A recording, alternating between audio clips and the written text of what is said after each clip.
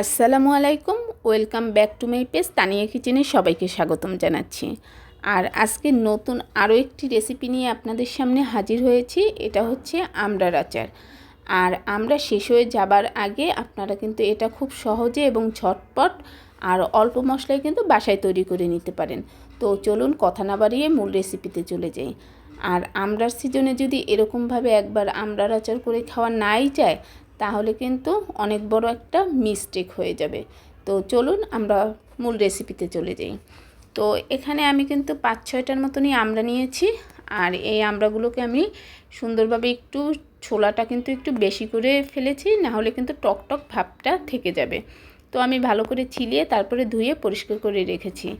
আর এদিকে এই আমড়ায় আমি যে ফোড়নটা দিব, সেই 5 ফোড়নটা কিন্তু আমি একটু আগে থেকেই কিন্তু একটু তাওয়ায় টেলে নিচ্ছি।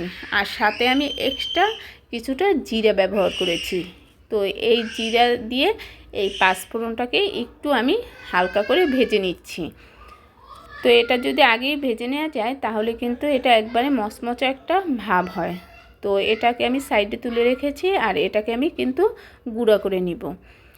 আর এদিকে কিন্তু আমি কিছুটা পরিমাণে সরিষার তেল দিয়েছি।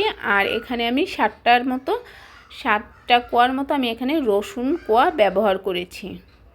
তো এটাকে আমি কিছুটা সময়ের জন্য একটু সরিষার তেলে একটু ভেজে একটু কালারটা চেঞ্জ করে বাদামি করে নিব।